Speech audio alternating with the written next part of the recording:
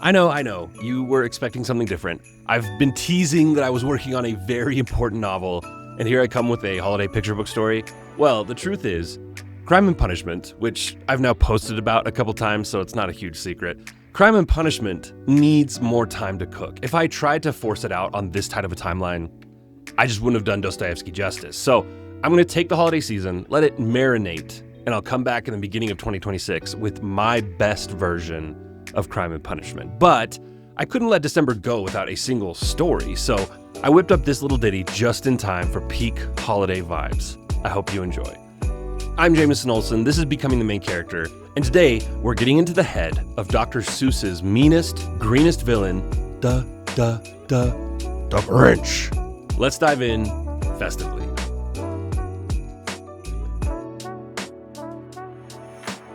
So initially, I was just going to read the story. And then I got thinking, you know what would actually be more fun is if I give this rhyming children's picture book the true BTMC treatment, where I script it myself, I have my little cut-ins here and there, and I act like this is as classic of a novel as Frankenstein or 1984. So this is BTMC's take on how the Grinch stole Christmas. In a town called Whoville lived people called, well, the Whos. And if there's one thing the Whos loved, it was Christmas. Yes, they all celebrated it like it was some sort of shared birthday between them. The decorations, the songs, the treats, the presents, everything down to the smells of spruce trees and hot chocolate. But here's the thing. There is one who lived on the exterior of Whoville who is not a fan at all. His name was the Grinch. Not only was he not a fan of Christmas, he hated it. Actively. Don't ask me why, it's a mystery to everyone. The narrator theorizes that maybe it's because his head isn't screwed on just right, or possibly because his shoes were too tight. But it's most likely that his heart was too small. It's not addressed if this is literal in the sense of him having a birth defect, or if it's just in the symbolic sense. Regardless of the reason, on Christmas Eve, the Grinch stood at the entrance of his cavernous home, looking down on Whoville, filled with a great loathing for the people below. His face was contorted in a rage as he looked at the warm, glowing lights emanating from every home and street corner and decorated tree in the village. He could just imagine them all in their homes, smiling and singing and hanging mistletoe. Ugh, it was simply repulsive. "I bet they're hanging their stockings this very minute," he sneered. "Tomorrow is Christmas. It's practically here." His hands fidgeted as he contemplated how absolutely unbearable it would be to wake up the next day. All those festive things that made his stomach turn, and he couldn't handle it. He couldn't let this happen. He had to find a way to put an end to it. His memories of past Christmases haunted him. It would start early in the morning. The little boys and girls would rush to their toys, and then it would start. It being the noise. Oh, that noise. That's what did him in. It was the noise. So much noise. And once the loud playing had stopped, then it would be time for the feast, and everyone would sit down, the young and the old, and they'd eat till the buttons on their pants were straining. They'd eat who pudding, who roast beast, and we don't get any insight into why all foods have a who prefix in this universe, so I'll leave that up to your imagination. But then was the kicker, the thing he was most against. It was when every who down in Whoville, the tall and the small, stood hand in hand as the bells rang out and they would start to sing. He grimaced just thinking about it. Those annoying songs, all cheerful and fuzzy, would penetrate his skull and make smoke come out of his ears. All these thoughts had him in such a bother that he found himself yelling, "I must stop this whole thing." Quote, "Why, for 53 years I've put up with it now. I must stop this Christmas from coming. But how?" A fun fact, 53 years old is not a random number. It was actually the age that Dr. Seuss was when he wrote this book. And he claimed it was the easiest book he ever wrote. He said in an interview once that, quote, "I wrote the story about my sour friend the Grinch to see if I could rediscover something about Christmas that I had obviously lost." But then the Grinch's mouth curled up into a smile. But Not the kind of smile that makes you feel good. It was the kind of smile that makes you scrunch up your nose and wish that that person would stop smiling because there was obviously something bad going on in their head. But to him, it was a wonderful, awful idea. "I know just what I'll do," he said as he stormed back into his lair. And he pulled out some fabric and sewing supplies that he apparently just had laying around his house, and he made himself a red coat and stocking cap with white trim, the kind Santa Claus would wear.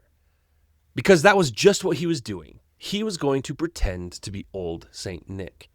There was just one problem. He needed a reindeer, but unfortunately he had never seen a reindeer near these parts. As his eyes drifted around the room in thought, they fell on his old dog, Max. Then he did that evil-looking smile again as he said, "If I can't find a reindeer, I'll make one instead." So he tied a big horn that he also apparently had laying around on top of poor Max's head. Then he threw some old bags on an old sleigh. Actually, you know what? We have to consider, was the Grinch a hoarder? He just happens to have all of these very convenient Santa Claus imitating objects lying around for him to pull off this heist. It's something to think about. But he hitched Max to the sleigh, and under cover of darkness, he stole down to Whoville, where the only noises at this point were snores. Everything was dark, everything was still, everyone was dreaming without a care in the world. And when he pulled up to the first house, the Grinchy Claus hissed, "This is stop number 1. He pulled down the ladder he'd stowed somewhere on the sled. Seriously, he may need help learning how to let go of physical possessions. But he climbed on the rooftop with some empty bags, while poor Max drooped his head, shivering in the snow, being left alone outside. The Grinch slipped down the chimney, and he almost got stuck a couple times, but maybe it's because the Grinch had seen the movie 127 Hours, and he was not about to end up like that guy. So he wiggled his way down, and as his head popped out of the fireplace, he saw all the little stockings hung in a row. He grimaced. "These will be the first thing to go." The narrator uses very descriptive language to illustrate the Grinch's movements. He says that he slithered and slunk with a smile most unpleasant. And I don't know what actual movements you imagine when you think of someone slithering and slunking towards you, but it's not a feeling that I enjoy imagining. But he proceeded to take everything, every toy, quote, pop guns and bicycles, roller skate drums, checkerboards, tricycles, popcorn, and plums. And then, with his bags now stuffed full, he shoved them up the chimney. Before he went up himself, he decided he wasn't done ruining the Who's day, so he slunk. Again, I don't know what to visualize slunking to look like, but he slunk to the kitchen and he opened the fridge. He took their entire feast, the Who pudding, the roast beast, and he didn't even stop at the perishables. He even raided their canned goods, including the last can of Who hash. Then he stuffed that all up the chimney, and his last idea before he went out was to take the Christmas tree, the very symbol of the holiday. He couldn't leave that to give them any hope. He grinned as he snatched the tree from the corner and found it hard not to chuckle as he thought of how disappointed everyone would be when they woke up. But as he pondered how to get the tree up without the ornaments making too much jingling, he heard a soft little sound, almost like the coo of a dove. And when he turned around, it was little Cindy Lou who we learn couldn't be more than 2. She'd gotten out of bed for some water, and to her horror, she saw Santa Claus ready to shove her Christmas tree up the fireplace. "Sandy Claus," she said in her tiny Who voice, "Why? Why are you taking our Christmas tree? Why?" The Grinch's mind raced as he looked for a reason, and then that greasy used car salesman smile. Now, to be fair to used car salesman, let's specify that this smile is as greasy as the type of used car salesman that knows he's selling lemons because it was that mean-spirited. But he smiled at the little one and told her that there was one light on the tree that wasn't working, so he was taking this back to his workshop to fix it, promising that he would bring it back. Quote, "The fib fooled the child." Now, I wonder if the Grinch felt like a big tough guy tricking a toddler like that, but she believed him. So he got her a glass of water and with a pat on the head, sent her back to her room. And then, with a single great heave, he shoved the tree up the chimney. But just as he went up the chimney himself, he realized there was one more thing to steal, and he reached back down and yoinked the Yule log from the fire. The room was bare after he left. Nothing but some stockings and some wire and one singular crumb of food that was too small for even a mouse. And then the dastardly Claus imposter proceeded to repeat this crime in every one of the Who houses. And it's noted that the mouses in the other Who houses also were not left with a crumb even big enough for them. He didn't finish this raid until 1:15 dawn, but everyone was still asleep as he tied down the massive pile of bags onto his sleigh. And then he began to spur Max on to pull this haul back up the mountain. The poor dog had to pull this massive sled up 3,000 feet to the side of Mount Crumpet. The Grinch's intent, of course, at the tip top, was to dump it. "Pooh-pooh to the Who's," he mocked. "They're just finding out now that no Christmas is coming." He predicts that when they see everything is missing, they'll first stand there slack-jawed for a time. But then, after that, he was willing to put his money on the fact that they would all start to cry, "Boo-hoo." "That," he cried out, "is a noise I simply must hear." So before letting the sled topple over the cliff, he put his hand to his ear to hear that very sweet, sweet wailing. But the sound he heard didn't strike him as anguished. Could it be his ears were failing? It sounded downright merry. But how? He gazed down at the village and he began to shake in a terrible rage because, quote, every Who down in Whoville, the tall and the small, was singing without any presents at all. He hadn't stopped Christmas from coming. It came somehow or other. It came just the same. The Grinch stood there, dumbfounded at how this could happen. His feet were going numb in the snow as he puzzled about how this could be so. "You mean it wasn't the ribbons or the tags, the packages, boxes, or bags?" And he puzzled for 3 hours. Now, this is an important detail that gets skipped in every film adaptation.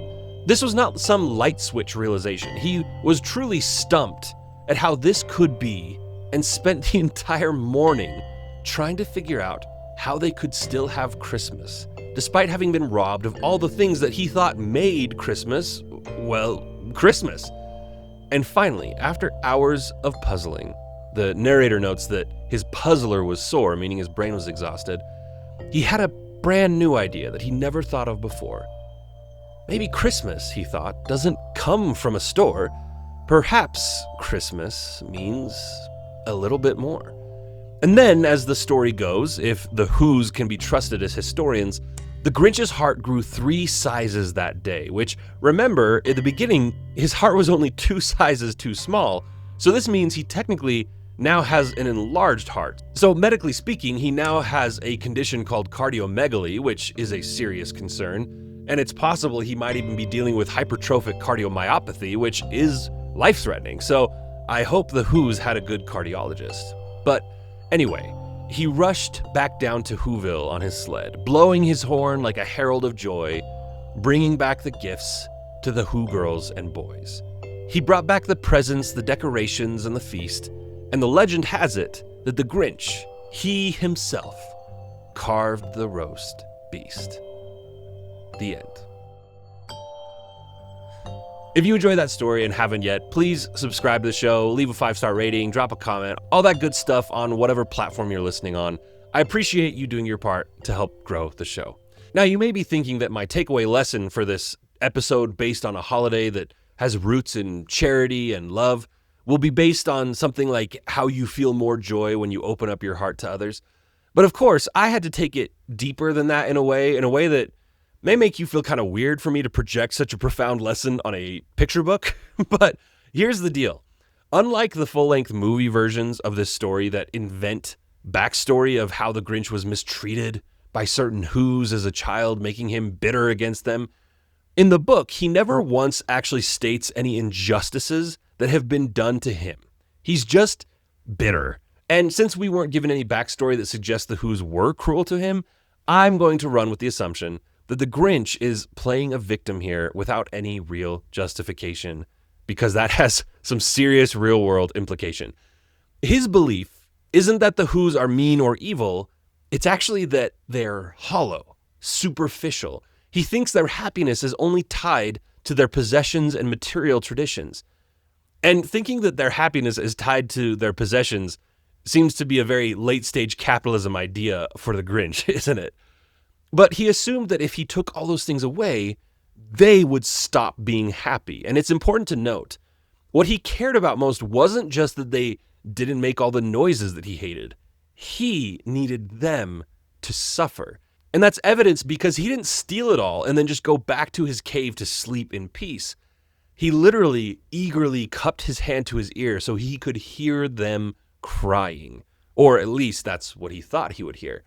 So the beautiful part of the story is how when he sees that Christmas is ingrained in their hearts beyond all the physical trimmings, it changes him. But of course, I found myself dwelling more on this question. Why do we assume things like this about others? Why do we look at people who we perceive as happy and feel the need to project that they are only happy because of the things they have that we don't? And we've touched on this idea before, but this story is a powerful example because if we can attribute someone's happiness to, say, having a rich dad or having stumbled into an amazing career or having been born as a beautiful person, whatever we mentally associate with being the unfair reason for someone else's happiness, then it lets us off the hook for not feeling as happy with our own lives as we think we should. It allows us to shrug off our own discontentment because if I was as lucky as him or as beautiful as her, then I'd be just as happy as they are. Because the one thing we can't bear to consider is this. If they are happy for reasons not tied to their material wealth or beauty or social status, that means they are just genuinely happy. And if they are happy for genuine reasons, why can't I be happy? So, to avoid having to wrestle with that dark and uncomfortable question, we find it easier to just externalize happiness. Because if it's externalized on things like possessions, then we can rationalize our own unhappiness. And note, I'm obviously willing to admit that the old adage, money doesn't buy happiness, is kind of bunk because there is a certain point where not having enough money causes a lot of stress. So, just don't nitpick with me here because that's the same attitude that is holding you back from figuring out how to improve your own situation. Stop looking for personal exemptions from the true principles that we talk about that may be a little hard to hear. Because if I were to pick one word for the thing the Grinch does the most in the story, it would be ruminating. That guy ruminated at an Olympic level of skill. He spent more time constructing narratives around why the Who's were happy and how their traditions made him sick than he did living his own life, which drove him to need, from a foundational level, to see the Who's suffer. Because then, at least if they were unhappy, they'd be no better off than he was. That's why it makes us secretly feel so good when we see the wealthy, world-traveling friends split in an ugly divorce, or why seeing a celebrity fall from grace and be canceled by the mob sadly makes us feel better about ourselves. Because if we aren't determined to become the hero of our own story and create our own happiness through personal fulfillment, then it's just easier to wish everyone else was as unsatisfied with life as we are. The old crabs in the bucket scenario. But that is nothing but a downward spiral for all of humanity. And that is why we need more protagonists, people convinced that they can build their own happiness on their own terms instead of feeling like the world's definition of happiness, wealth, and social status are the only things that matter. And those things may be part of your dream, but the point is it needs to be your dream, your definition of happiness, by determining your values and then living according to them.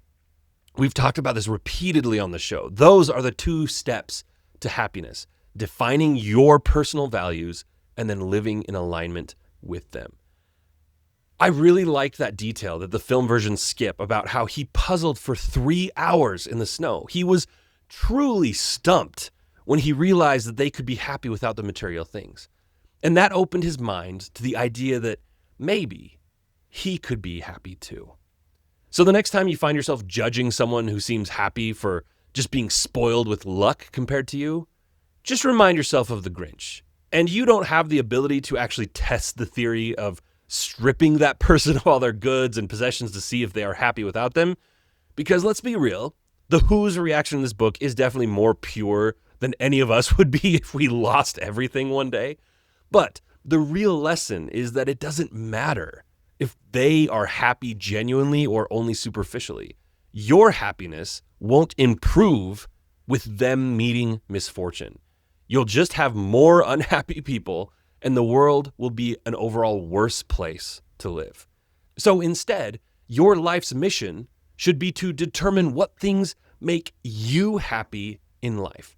Preferably, only a few of them should be possession-based, while the others are relationships, mission-based purpose, or even serving your fellow humans in one form or another. Honestly, the dream is to find a way to improve others' lives so that your finances are also taken care of, but I digress. Simply stop justifying that other people are only happy because of their blessed lifestyle. Whether it's true or not, doesn't benefit you. You are unhappy because you aren't aligned with your own values. Spend the energy you would use judging others into improving your own situation, and you will be happier. I guarantee it. And that does it for Dr. Seuss's How the Grinch Stole Christmas. I'll be back before the end of the year with a top lessons to make you a protagonist in 2026 episode where I share my favorite lessons from the stories I've covered this year. And then we will get to crime and punishment as fast as I can. This has been a holiday special of Becoming the Main Character. Thank you for tuning in. And remember, my friends, Christmas Day is in our grasp so long as we have hands to clasp. Happy holidays. This is Jameson signing off. We'll catch you on the next one.